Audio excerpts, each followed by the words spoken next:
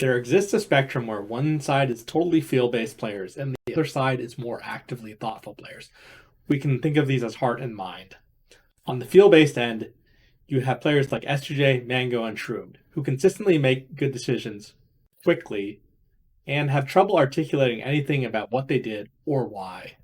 On the other end of the spectrum, you have clearly introspective students of the game like PP or Kadoran. Each philosophy of play has strengths and drawbacks. You should ask yourself where you would ideally fall in this spectrum if you were to reach your full potential as a player. I suspect the most common place to lie on the spectrum would be close to the middle, which usually means relying significantly on bot analysis, but of course being ready with a few alternative game plans and core mix-ups depending on the opponent's habits, style, and character. Meaningful adaptation here is more likely to happen between games or stocks than between every interaction, though at top levels, adaptation needs to be as fast as possible. From my coaching experience, most people self describe as feel based players. In spite of this, I found that most of these players are not being rigorous with the thoughts behind this description. What's a more realistic description is that they have mostly autopilot in their lives and they haven't really tried using their brain. If your feel based play is consistently resulting in bad decisions in the game, it's more likely that you're not actually feel based, but you just haven't actually bothered to learn to think. Exacerbating this pattern is the fact that players like this tend to have a dip in results, perhaps even for months, if they start to try to actively think while they play. This again isn't because they're ideally feel based, but because they're pulling themselves outside of their comfort zone, playing in a way that they aren't used to. Some benefits of being a thought based player is that you can make on the fly adaptations better, particularly against opponents who play in ways you aren't accustomed to. Even in 2025, it's possible for high level opponents to have really unique approaches to the game. Don't disregard this boon. It can make it easier to avoid getting baited as well, assuming you're emotionally level. And it can also be easier to implement new things in your game if you're making most decisions consciously. So the thought-based players are often a little bit more on the defensive side because having to think about your decisions makes it harder to be fully decisive, which is necessary for strong aggression. Now, here's some benefits of feel-based play, which may also indicate where you ideally fall on the spectrum. Feel-based players tend to excel at aggression because your hands can move faster than you can think. They also tend to come out the gate a little bit stronger. Being fast and confident, their opponents may have to adapt to them more than the other way around. Talented players are often feel-based, but I can count on my hands the number of players that were clearly talented that I've met in my Melee career. It's hard to say with the players who started before I did, but the only people I've encountered who were clearly talented are Mango, Jmook, Santiago, Cyrok, Chef Rockman, and Lord. I suspect Schlup, Shroom, Pew Pew would be on the list too, but I can't be certain. And shouts to NorCal's hidden boss from back in the day, Boulevard, really strong Luigi player. I think he was probably talented, but he quit before, he had a really big breakout.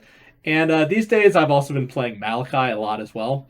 The Peach player, he's definitely talented in his own way as well. Okay, so these guys show signs of talent because they have consistently strong decision making, which is often implicit. This is kind of described as game sense a lot. And you can also tell by talking to them and how they talk about the game and their experience. So the number of players who lie close to the, just heart end of the spectrum, I would say is a little bit low, but they're often really memorable players who make great showings and can be fan favorites. They can also be really frustrating to lose to because it can seem like they're not working very hard sometimes. Fiction might be an exception for a talented player who tends to be strongly toward the mind side of the spectrum, and Lord might be too, but I'm not totally sure.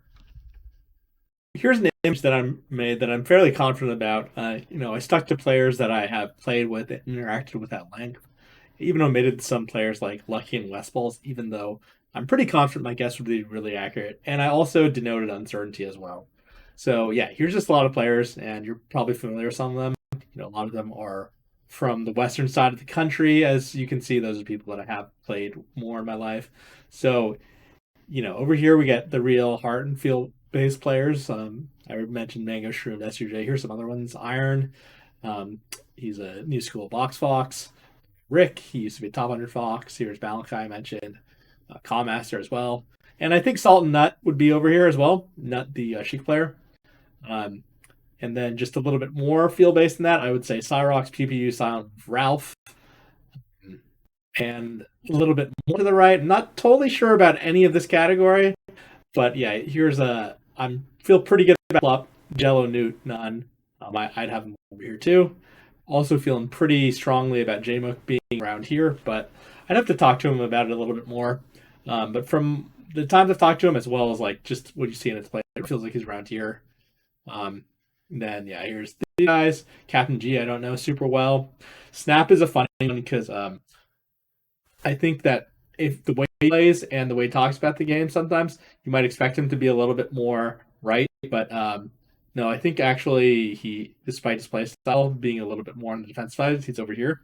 SFAT is a great example of a player who wasn't really talented, but had really good work ethic and did a really good job labbing out things and studying VOD analysis to learn to make really good decisions, even if they didn't come to him so readily. I think at the middle of the spectrum, I feel pretty good about Junebug and Typhoon both being here. Typhoon's a Marth player from Norgal. Y'all might not know Traplord and Iceman as well, but I'd put this as like the slightly more mind-based side, starting right here. Feel also pretty damn good about Cody and Zane both being here. Obviously, things can change over time too, but I think Gatsu as well. Gatsu, I think that it would be reasonable to have him kind of any direction a little bit, but I think here's about right. Um, and he's told me my analysis of his play has been pretty accurate when I've done it in the past too. Rocky, kind of a Camp Falco. I think he was definitely just a little bit more thought based than that. And then we have, a lot of more defensive players over here as you get more to the right, I'd say. So Spark's a funny one because I think, Spark, when he was first starting to get noticed, would be like way on the right here. But I think actually as he improved, he started letting his just autopilot and fundamentals and his feel take a little bit more control. I think that helped him quite a little bit. Not super confident about like Joshman or Lord, those two that I'm not really sure about. Wizrobe is a little bit funny because I think that people might have him all the way to the right, but I don't think it's actually true. If you like see some of the times where he makes decisions in the scrap, I think a lot of times it's not super cool, calm, collected, and also when he does choose to go for reads, I feel like he does seem like he goes for his heart a little bit more than that whole little robot persona that people portray would suggest. And then all the way to the right, I feel pretty good about Soul Calibur. PP, Kadoran, Junior, all famous analysts of the game. Kalamazoo, if you've played him or talked to him much, pretty obvious. Umar, yeah, I think Umar and Cabot's funny because they don't really play super similarly. But again, if you just see how they're really thoughtful decision-making guys, then I think it's pretty clear that they're pretty much as thoughtful as you get. And Azusa, the Peach that's been inactive for a while, I think he was also for sure right here. All right, so with all that said, most people who don't have a wealth of talent need to do some combination of studying, practicing against high-level opponents who can beat your bad habits out of you, getting coached and analyzed, or just practicing with really rigorous scrutiny when it comes to assessing your own play. And this is how you learn to consistently make good decisions. And unless you happen to be one of these pretty talented players, I think it's pretty unlikely that you're going to be able to just let your flow and your hands take significant control of the game. I think it's more likely that maybe you'll be around the SFAT part of the spectrum, even if you feel like you're feel based. I think it's pretty uncommon to be more to the left of that. That said, anywhere probably between anywhere between here and here is probably pretty normal. You even think about it, maybe like standard deviation somewhat. So it might seem like the people on the far side, like there's a lot of people over here based on my list.